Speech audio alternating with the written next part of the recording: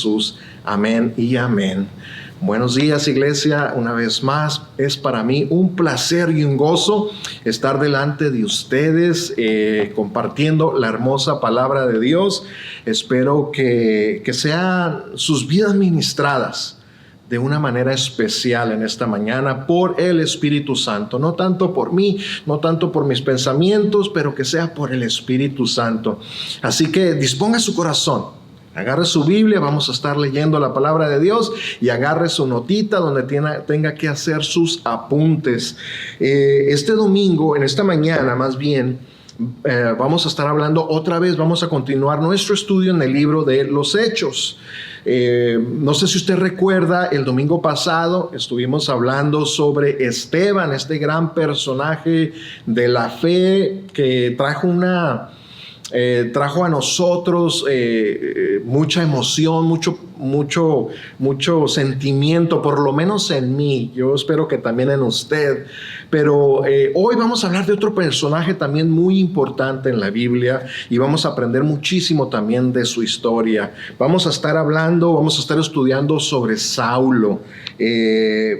Yo sé que muchos de ustedes han escuchado ya sobre él, pero vamos a estar estudiando en el capítulo 9, abra su Biblia en el capítulo 9 de Hechos, y vamos a estar leyendo un poquito sobre la vida de este gran hombre, de Saulo, o Pablo, como él se llamaba, o como se daba a llamar en el griego. Mire, acompáñeme a Hechos capítulo 9, versículo 15. Ese es el texto principal de nuestro mensaje de esta mañana.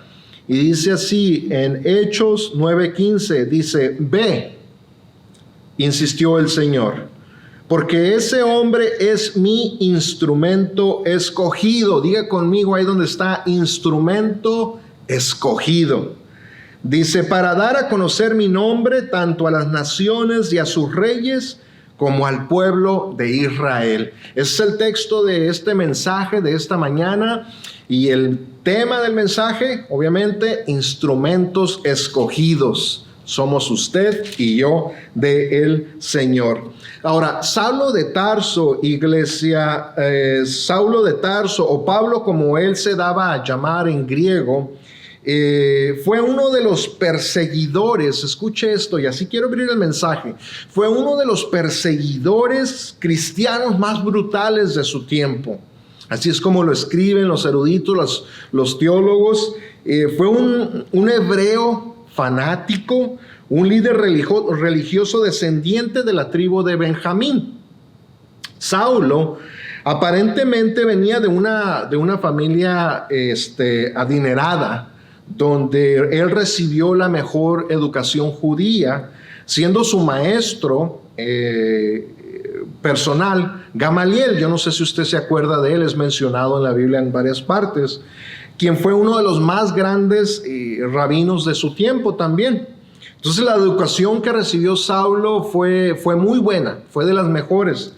Ahora, aunque se cree que Saulo posiblemente no haya conocido a Jesús personalmente, y también su conocimiento sobre la crucifixión, el ministerio, la resurrección de Jesús no era tan extenso, posiblemente conocemos que había dentro de él un odio muy fuerte en su corazón por todos los del camino, así le decían, por todos aquellos que predicaban el evangelio, por todos aquellos que seguían al Señor Jesús, todos aquellos que predicaban a Cristo. Había un odio en él que era muy evidente en la vida que él llevaba a cabo. La razón, hermanos, de este odio que había tanto en él, que había en Saulo, era porque él era una persona, un judío devoto a la ley. Y eso fue lo que provocó tremendo odio contra Jesucristo y contra la iglesia primitiva. Saulo se sentía insultado con el mensaje de los seguidores de Cristo. No tanto por causa de la afirmación de que Jesús era el Mesías, sino porque le atribuían a Jesús el papel de Salvador, y eso era algo que a él le molestaba muchísimo. Y por eso también había ese odio contra esos primeros cristianos. Si ustedes recuerdan bien, hermanos, en el capítulo 7, cuando estuvimos el domingo pasado hablando sobre Esteban, cuando los judíos matan a Esteban, Saulo estuvo ahí presente. Inclusive ahí en el capítulo 8, versículo 1, ahí lo podemos mirar. También creo que en el 53, 54, por ahí, en el capítulo 7, se menciona que le habían dado las ropas de Esteban a un joven Saulo. Era Saulo de Tarso. Y en el capítulo 8, versículo 1, ahí dice así, dice, y Saulo, escucha esto, estaba allí cuando apedrearon a Esteban. Esto es muy importante y yo quiero que usted se acuerde de esto, porque ahorita más adelante vamos a volver a este tema. Dice el 8.1, dice, y Saulo estaba allí, pero mire lo que dice, aprobando la muerte de Esteban. O sea, Saulo era uno de los principales que estaba encargado de alguna manera de la muerte de Esteban. Él estaba ahí aprobando que Esteban fuera apedreado, que Esteban fuera asesinado o matado. O sea, él fue uno de los principales responsables de la muerte de Esteban. Y esto es tremendo, hermanos, porque por lo que va a pasar más adelante en este capítulo y por lo que sucede literalmente el resto del Nuevo Testamento. Ahí lo vamos a mirar a Pablo de una manera muy diferente a como lo miramos aquí en este capítulo.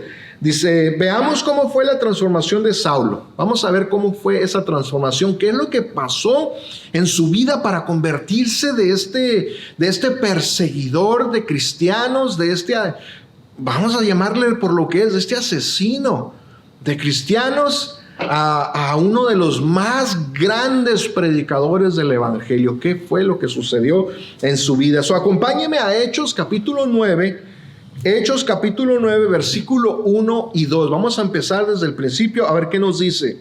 Dice, mientras tanto Saulo, respirando aún amenazas de muerte contra los discípulos del Señor, se presentó al sumo sacerdote y le pidió cartas de extradición para las sinagogas de Damasco. Tenía la intención de encontrar y llevarse presos a Jerusalén a todos los que pertenecieran al camino, dice, fueran hombres o mujeres. Desde que, hermano, lo que sucede es desde que matan a Esteban, literalmente desde ese momento en adelante empieza una persecución tremenda, fuerte contra los cristianos. Y es que hay que recordar, hermanos, que desde que el momento que llegó Jesús a proclamar el reino aquí, desde el momento que viene Jesús, obviamente los judíos se levantan en contra del Mesías para pararlo y hacen todo lo posible hasta que se lo lleven a la cruz del Calvario. Y los judíos pensaron que en el momento que mataran a Jesús, ahí se iba a acabar todo.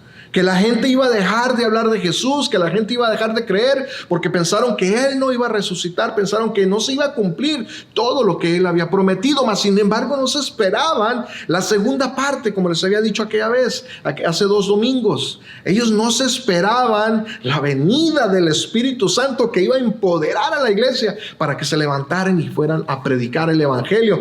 Entonces después de Esteban, empieza esta gran persecución. Y Saulo era uno de los principales que andaba, como dice aquí en el versículo 1-2, que andaba detrás de la iglesia. Los planes de él era ir contra todos aquellos que seguían predicando el evangelio, que seguían predicando a Jesús. Esos eran los planes.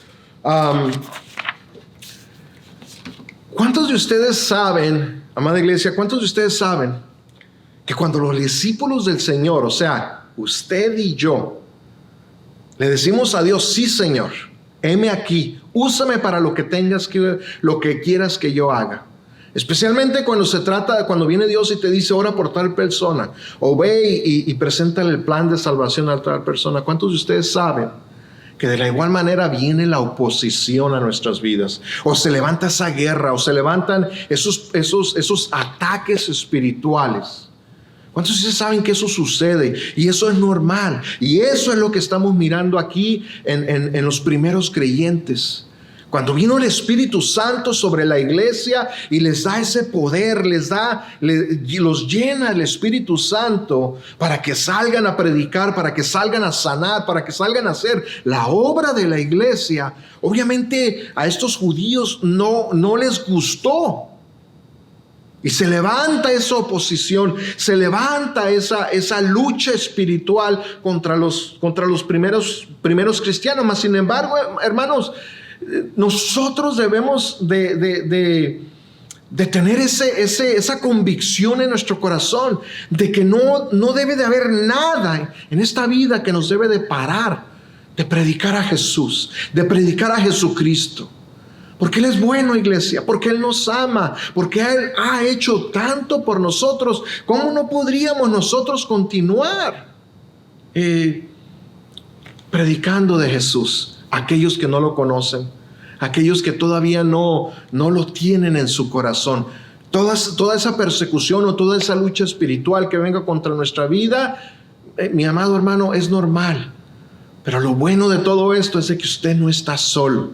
Cristo está con nosotros, Él va detrás de nosotros. Es más, Él pone un ejército de ángeles a su alrededor para que usted pueda ir a poner esa mano sobre la persona enferma o sobre aquel que necesita ser ministrado por el Señor. Esa es la seguridad que tenemos de Cristo, que no estamos solos. No debe de movernos ninguna de estas situaciones o pararnos de continuar predicando el Evangelio de Dios. Entonces aquí, hermanos, en estos primeros versículos vemos a Saulo planeando literalmente su ataque contra los del camino, contra los discípulos de Jesús. Pero algo increíble, hermanos, algo increíble sucede en los próximos versículos. Mire, vamos a los próximos versículos, capítulo 9, versículos 3 y 6. Y dice así en los versículos 3 al 6. En el viaje, escuche, ahí va Pablo hacia Damasco, ya con sus cartas autorizadas por los religiosos judíos, por las autoridades, para ir a aprender, para ir a arrestar a todos estos cristianos. Dice, en el viaje sucedió que al acercarse a Damasco, muy importante, escuche, una luz del cielo relampagueó de repente a su alrededor. Dice el 4, él cayó al suelo y oyó una voz que le decía, Saulo, Saulo, ¿por qué me persigues? Y luego dice el 5, ¿quién eres, Señor?, le pregunta Saulo. Yo soy Jesús, a quien tú persigues, le contestó la voz. Y luego dice el 6, levántate y entra en la ciudad, que allí te diré lo que tienes que hacer. Wow, imagínate el susto, el temor que le ha de haber dado a Saulo, que de repente lo rodea esta luz que relampaguea delante de él. Cae de rodillas, cae al suelo, me imagino, por el temor. ¿Qué es esto? Y luego una voz que no saben de dónde viene le dice, ¿por qué me persigues, Saulo? Esto me imagino que ha de haber sido algo terrorífico. Yo sé que si me pasara a mí, yo sí, las rodillas se me vencen y caigo al suelo de temor también. Vamos por partes. Vamos a analizar este texto por partes. La luz, hermano, de la que está hablando aquí, la luz siempre ha sido un elemento muy importante en el judaísmo. Siempre ha estado presente en todas las ceremonias y festividades hebreas. Siempre se ha mencionado a través de la Biblia, a través de la palabra. Y esta respuesta y la luz representa un elemento central de la celebración judía. Además de buscar a través de ella la santificación de ciertas fechas sagradas, también simbolizaba alegría, honra y vida. Mire lo que dice, por ejemplo, en Esther capítulo 8, versículo 16, dice así: para los judíos aquel fue un tiempo, mire, de luz, de alegría, de júbilo y de honor. Prácticamente, hermanos, desde esta ocasión, desde este evento, desde este momento en adelante, esta tradición se convirtió en una actividad obligatoria en las ocasiones alegres y en los días festivos de los judíos. O sea, la luz tenía un simbolismo muy importante para los judíos.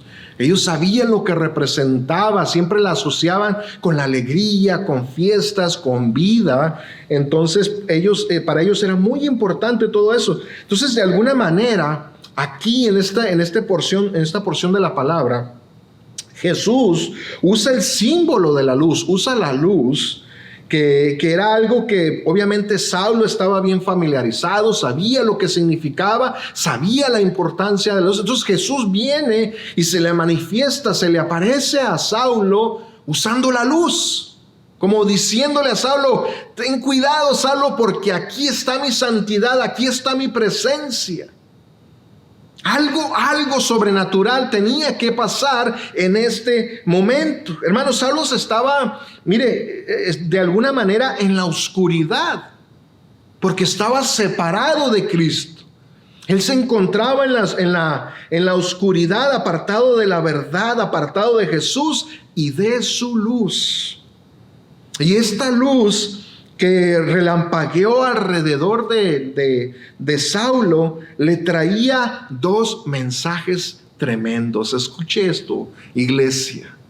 Cuando esta luz lo rodea a Saulo, no nada más le dice: aquí estoy, pero mire lo que le habla esta luz a Saulo. Número uno, le dice lo que dice en Juan capítulo 8, versículo 12, dice: yo soy la luz del mundo, dice Jesús. El que me sigue no andará en tinieblas, la oscuridad, habla una vez más, sino que tendrá la luz de la vida. Eso es lo primero que le habla cuando se ilumina él de la luz. Y número dos, básicamente esta luz le dice a Saulo: estás en la oscuridad. Qué tremendo, hermanos. Esto es verdaderamente tremendo. Saulo, estás en la oscuridad, necesitas entrar a la luz y también ser una luz. Amado hermano, apartados de Cristo, separados del Señor Jesús, haga de cuenta que estamos en las tinieblas, haga de cuenta que estamos en la oscuridad. Pero cuando venimos a Cristo, cuando Cristo viene a nuestras vidas, esa hermosa luz que es Jesús nos ilumina. Y ahora no solamente vamos a estar en la luz, pero vamos nosotros también a ser una luz. Qué precioso y qué maravilloso eso. Eso me trae bastante gozo a mi vida, hermanos, de que Dios, de que el Señor Jesús me diga: ahora tú eres una luz, ahora tú vas a brillar en medio de la oscuridad, en medio de las tinieblas. Yo te voy a usar a ti, amado hijo mío, para que seas una luz. Amado hermano, Jesús literalmente trajo a Saulo del engaño a la verdad. Lo sacó del engaño donde él se encontraba y lo trajo a la verdad de Jesucristo. Lo sacó de la oscuridad donde él se encontraba y lo trajo a la luz. Qué precioso y qué maravilloso es eso. ¿Cuántos de ustedes han experimentado eso? Yo lo he experimentado en mi vida, amado hermano. Y es precioso y es maravilloso. Al momento que tú lo experimentas, solamente tú lo vas a poder entender. Yo recuerdo, hermanos, el momento cuando cuando entregué mi vida a Cristo. Yo recuerdo ese momento, que estábamos en la iglesia y yo me hinqué en el altar y yo dije: Señor, te entrego mi vida. Ya no quiero seguir viviendo más así. Hermanos, posiblemente para algunos de ustedes esto suene medio simple o no sé, pero yo recuerdo el momento que salí de la iglesia en ese día, hermanos. Yo te voy a decir algo. Mi vista no fue la misma. Yo ya no miraba las cosas igual. Cuando yo acepté mi vida, cuando yo le entregué mi vida a Cristo y lo acepté como mi Señor y mi Salvador, yo recuerdo que salí de las puertas de la iglesia y una de las cosas que le dije a mi esposa: wow, qué precioso se mira esto, le dije. Qué increíble, o sea, yo estaba maravillado, hermanos, porque simple y sencillamente mirar las nubes del cielo o mirar los árboles verdes, se miraba como que el color brillaba más, era algo hermoso, hermano, y eso es lo que viene a hacer Jesús en tu vida. Y eso es lo que hizo Jesús en la vida de Saulo. Cuando Jesús viene a nosotros, hermano, nuestra visión, nuestra perspectiva cambia. Él nos cambia nuestra vista. Ahora ya no miramos las cosas como las mirábamos cuando estábamos en la oscuridad. Ahora las miramos muchísimo más hermosas. Ahora miramos las cosas grandes, verdes, llenas de color, llenas de vida. Y eso es precioso. Eso es maravilloso. Jesús trajo a Saulo del engaño a la verdad y de la oscuridad a la luz. En ese preciso momento, Saulo es restaurado y se convierte en un apasionado predicador del evangelio. Miren, hermanos, él ya no traía malas noticias al pueblo. Es decir, antes cuando sabían de Saulo que iba a llegar, la gente se atemorizaba. Oh, ahí viene el tremendo Saulo. Cuidado, no vayan a hablar de Jesús.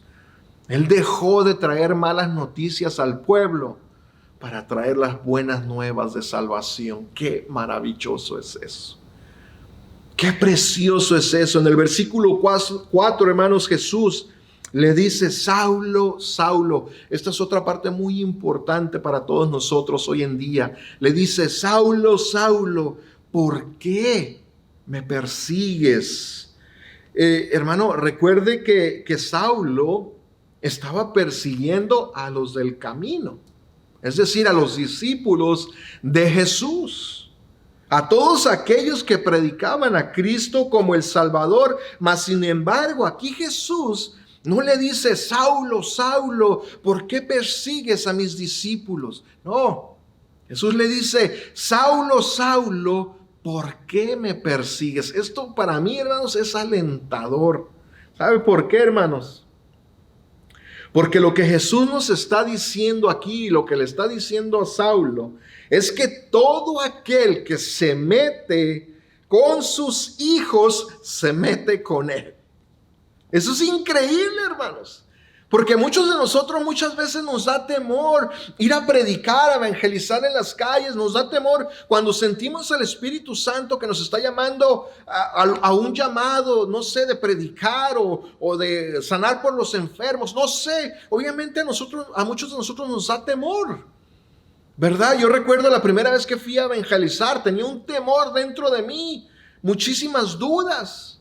Pero cuando leo esto, amado hermano, las cosas cambian, porque prácticamente lo que está diciendo: hijo, tranquilo, estás en mis manos. Yo te voy a defender, yo voy a estar contigo, yo te voy a cuidar, yo te voy a proteger.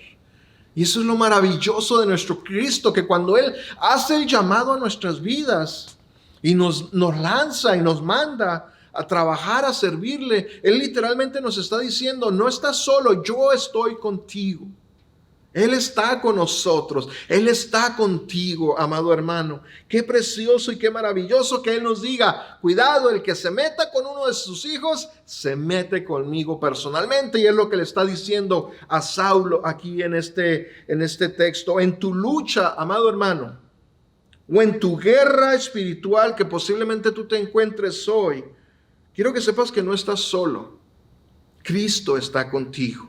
El Señor está contigo. Y si aún no has hecho, hermano, que me estás escuchando, si aún tú no has hecho el compromiso de ser fiel, de seguir al Señor Jesucristo, Él te ama tanto que de verdad te lo digo, está ansioso de traer esa misma luz que le trajo a Saulo, traértela a ti. Y está, hermano, o sea, estar en la luz es lo más maravilloso que nosotros podemos experimentar. Hay una diferencia increíble, hermanos, vivir en Cristo. Yo te quiero animar, amado persona que me estás escuchando. Si tú no has hecho ese compromiso, posiblemente, no sé, tengas ya tiempo escuchando, tienes ya tiempo yendo a la iglesia, pero no has hecho ese compromiso de ser un discípulo de Jesús. Yo te quiero animar no pierdas más el tiempo.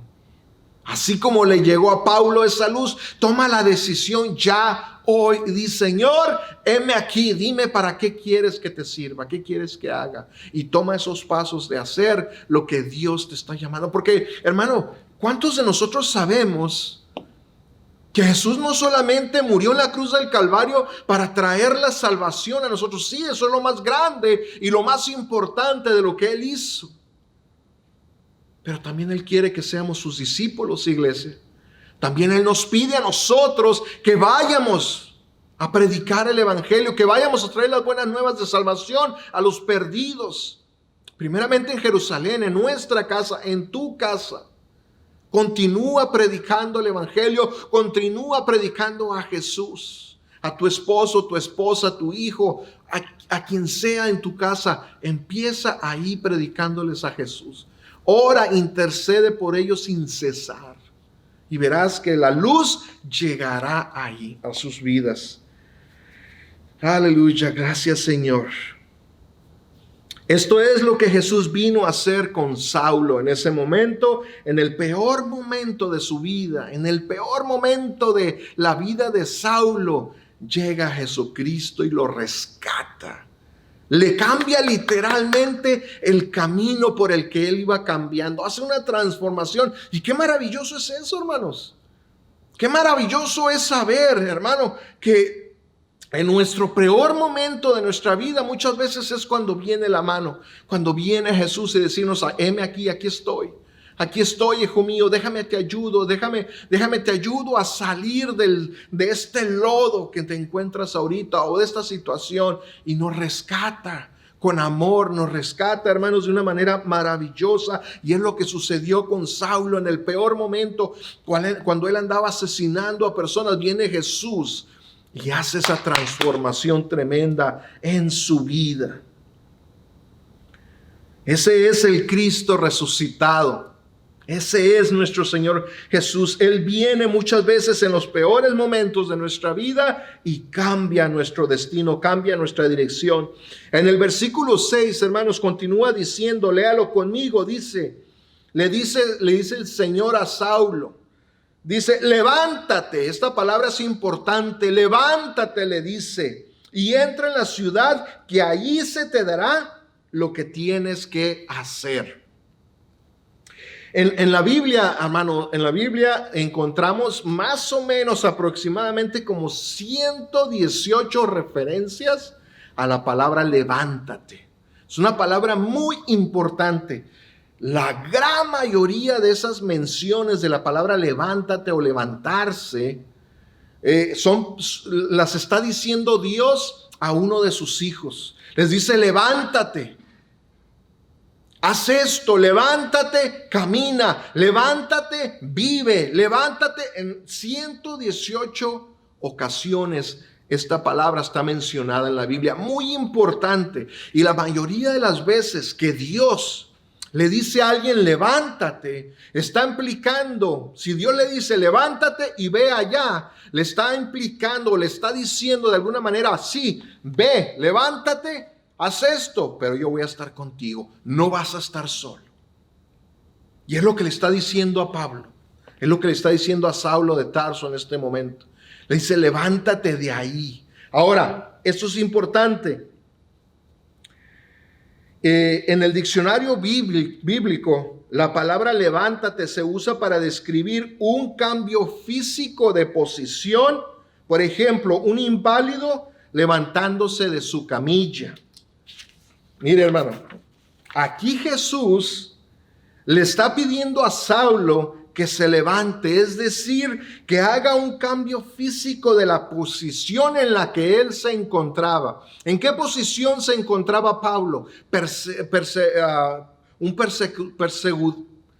perseguidor, eso es la palabra correcta, un perseguidor de los cristianos, posiblemente, un asesino, maltrataba a la gente, aterrorizaba a la gente, se encontraba en una posición. Ahora vino Jesús y le dice: Saulo, levántate, cambia de posición, porque ahora te voy a usar de una manera diferente. Oh, esto es maravilloso, hermano. Yo no sé si usted está captando esto. Un perseguidor de la iglesia y que entrara en una nueva posición que Jesús le había preparado. Saulo, hermanos, reconoce inmediatamente ese llamado que Jesús le ha pedido y no solo lo reconoce, porque una cosa es reconocer que Dios nos ha llamado a hacer algo.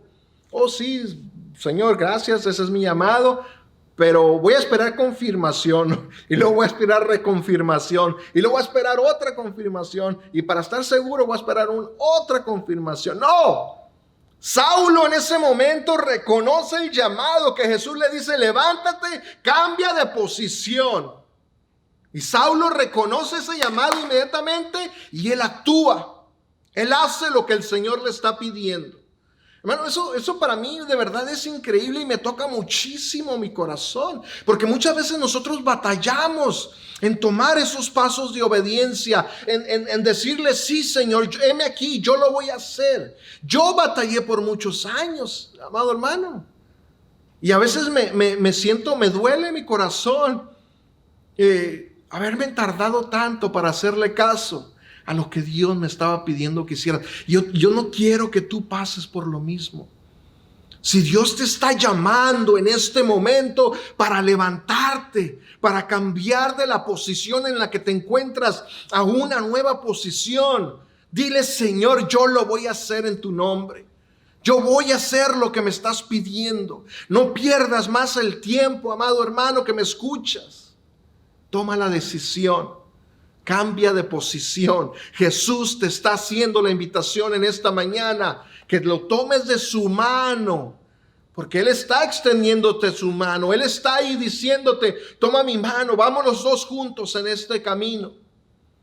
Toma la decisión de levantarte y cambiar de posición. Eso es lo que Dios le estaba diciendo a Saulo. Cuando Jesús llega a nuestras vidas, hermanos, como les dije ahorita, no solo viene a darnos la salvación, sino que también viene a nuestras vidas para darnos una nueva visión. Dice en el versículo 8, Saulo se levantó del suelo, pero cuando abrió los ojos no pudo ver, así que lo tomaron de la mano y lo llevaron a Damasco. Es decir, Jesús no solo vino a salvarlo, sino que también vino a darle una nueva visión. ¿Se acuerda cuando les dije ahorita de mi testimonio cuando yo le entregué mi vida a Cristo? Cómo yo empecé a mirar las cosas diferente, cómo las cosas se miraban mucho mejor. De eso les estoy hablando. Cuando Cristo llega a tu vida, Él te da una nueva visión. La visión de Saulo antes de Cristo, antes de que él tuviera ese encuentro con el Cristo resucitado, era la persecución. Era ir a atrapar y llevar a prisión o asesinar a todos aquellos que hablaban de Jesús. Pero cuando tuvo ese encuentro con el Cristo resucitado, iglesia, Jesús le dio una nueva visión. Ya no era perseguir la iglesia, ahora era buscar a esos perdidos y traerlos al reino. Y eso es lo que hace Dios contigo y conmigo. Viene y cambia nuestra visión. Antes de Cristo, amada iglesia, nuestra visión estaba torcida. Discúlpame que te lo diga así. Pero antes de Cristo nuestra visión estaba torcida, era errónea, era la equivocada. Pero en Cristo nuestra visión ahora es clara y precisa. No hay confusión. No hay confusión. Era necesario que Saulo ahora mirara como Jesús para que así él pudiera cumplir con el llamado que Dios tenía para él, pero con los ojos de Cristo. Con los ojos de Jesús. Y eso es importantísimo para usted y para mí, amado hermano.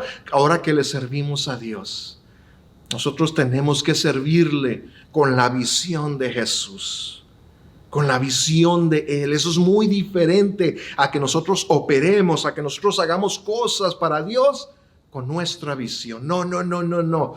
Cristo vino, el Jesús vino a traerle esta nueva visión a Saulo porque era necesario que él mirara diferente, que él mirara como Jesús.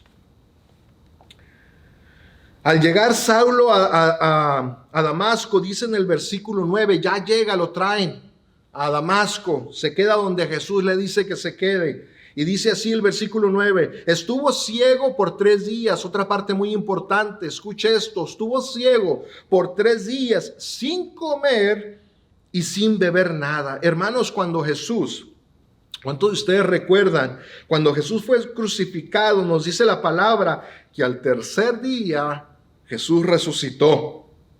Saulo, aquí en esta porción, al tercer día recibe su vista. ¿Qué sucede en la vida de Saulo, hermanos? Cuando él recupera su vista, él vuelve a renacer en una nueva persona. La vieja naturaleza de él había muerto. Ese odio que tenía él contra los del camino, los seguidores de Jesús, ya no estaba ahí. Ahora él había sido transformado. Ahora él era una nueva persona, pero algo también más interesante sucede en esos 3 días cuando él estaba ciego. Saulo al tercer día recobró su vista, es decir, en ese momento la mirada de Saulo era diferente. Saulo, hermanos, al parecer se mete en un ayuno de 3 días. Estamos hablando, hermanos, de uno de los peores perseguidores del cristianismo. Viene Jesús, se le manifiesta, tiene ese encuentro, se pone ciego y pasa 3 días ayunando. Pero no solamente ayunando, dice la palabra orando y teniendo comunión con el Señor. ¡Wow! Esto es increíble. Para mí es increíble. Para mí esto se me hace maravilloso, hermanos. Al parecer Saulo se mete en ayuno de 3 días en el cual, dice, por lo que nos dicen los próximos textos, él empieza a tener comunión con Jesús y le empieza Jesús a revelar nuevas cosas. Hechos capítulo 9, versículo 10 al 12. Dice así: había en Damasco un discípulo llamado Ananías, escucha esto, a quien el Señor llamó en una visión y le dice: Ananías. Ananías responde: aquí estoy, Señor. El 11, anda, ve a la casa de Judas en la calle llamada Derecha y pregunta por un tal Saulo de Tarso. Mire lo que dice aquí, hermanos. Jesús le dice a Ananías: este Saulo de Tarso, el que perseguía a la iglesia, está orando. Dice, y ha visto en una visión a un hombre llamado Ananías que entra y pone las manos sobre él para que recobre la vista. En estos 3 días de oscuridad, hermanos, en la que se encontraba Saulo, él se puso a ayunar. Él estuvo orando al Señor y estuvo hablando con Jesús. Y Jesús le respondió y le dijo: va a venir un hombre llamado Ananías que va a restaurar tu visión.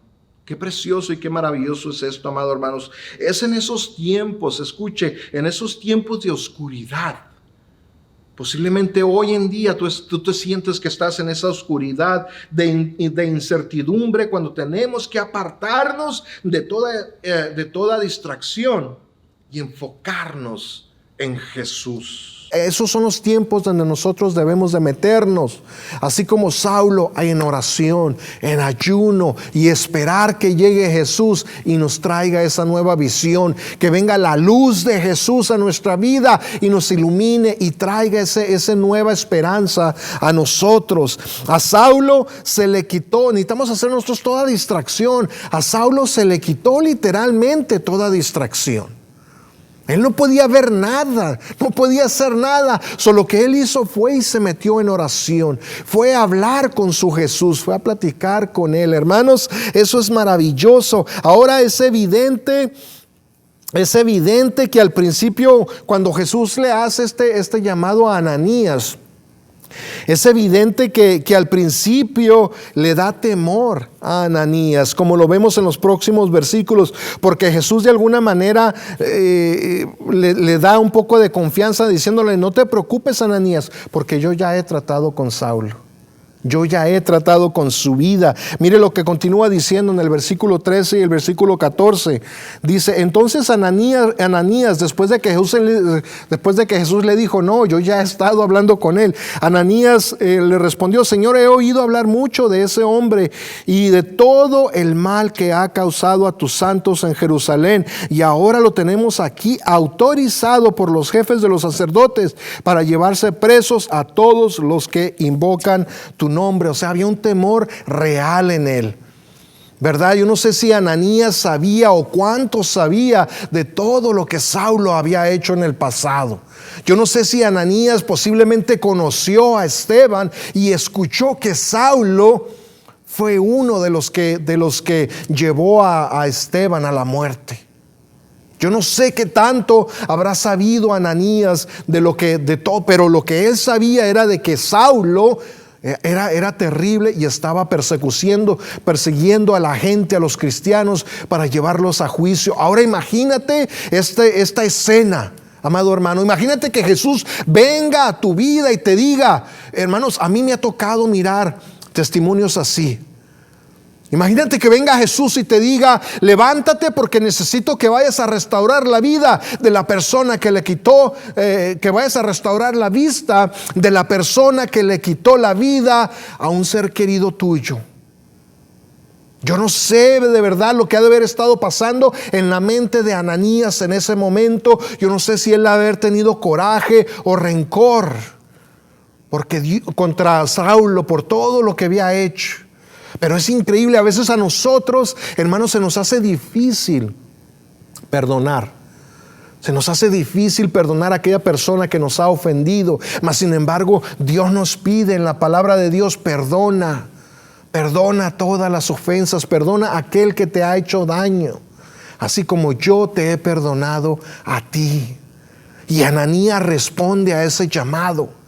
Ananías dice, ok, Señor, voy a hacer lo que te pido. Y él va hasta la casa, encuentra a Saulo y le dice, el Señor me ha mandado para restaurar tu vista. Esto es increíble y esto es maravilloso, hermanos. Ananías obedece el llamado de Dios, hizo a un lado todo su temor, hizo a un lado todas sus dudas y va y se encuentra con Saulo. Versículo 15, con esto yo quiero terminar en esta tarde. Le dijo el Señor Jesús a Ananías, después de que Ananías le dijo, tengo miedo, Señor. Jesús le contesta, ve, le dijo. Insistió el Señor, porque ese hombre es mi instrumento escogido para dar a conocer mi nombre tanto a las naciones y a sus reyes como al pueblo de Israel. Amado hermano, escúchame en esta mañana. No importa cuál haya sido tu pasado, el amor de Cristo cubre multitud de pecados. Fue increíble para mí, hermanos, leer lo que los judíos religiosos habían hecho con Esteban, la forma en que lo mataron, la forma en que nuestro Señor Jesucristo fue a la cruz del Calvario. Fue increíble, es doloroso pensar en eso. Mas sin embargo, aquí miramos el amor de Cristo, el amor de Jesús, actuando de una manera increíble, restaurando a este hombre que había perseguido a la iglesia, que odiaba a Jesús, que odiaba a todos aquellos que confesaban a Jesús. Aquí estaba restaurando a este hombre, dándole una oportunidad más, diciendo, levántate porque instrumento escogido me eres tú. Yo en esta mañana te quiero decir que tú eres un instrumento escogido de Dios. Dios te ha escogido a ti, primeramente para que puedas disfrutar de la vida, para que puedas disfrutar más que todo sobre esa vida que viene más adelante, allá en el cielo con Él. Pero también te ha escogido Jesús para que seas su instrumento aquí en la tierra.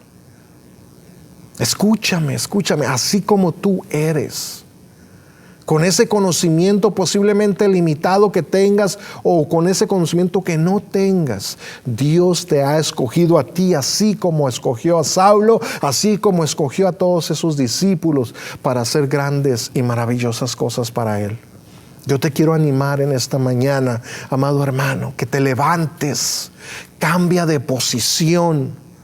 Ármate con el Espíritu Santo que ya lo tienes contigo y empieza a hacer la obra que Jesús te está llamando a hacer.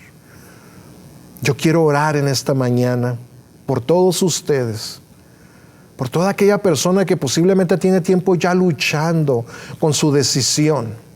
Yo quiero orar por ti en esta mañana. Vamos a orar juntos. Señor Jesús, en esta mañana queremos darte gracias. Primeramente por tu hermosa salvación. Gracias por ese regalo maravilloso que tú nos has dado. Nos arrepentimos en este momento de no levantarnos, de no posiblemente cambiar de posición, de no aceptar esta nueva posición que tú has preparado para nosotros. Y te pedimos en esta mañana que nos ayudes a tomar ese paso.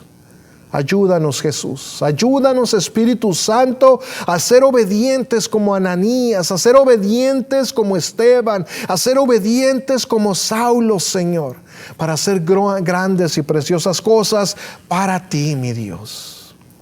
En esta mañana nosotros hacemos a un lado todo temor y nos entregamos a ti. Y Señor, también te quiero pedir por todos aquellos que posiblemente todavía no han hecho ese compromiso de entregarte su vida. Yo quiero orar por ellos, Padre. Te quiero pedir, Señor, que seas tú el que los convenzca, Señor. Que sea tu palabra, que sea tu abrazo, tu amor, el que llegue a sus vidas para que ellos puedan tomar la decisión de ser tus discípulos, mi Dios. Te damos gracias, Padre. En el nombre de Jesús. Amén.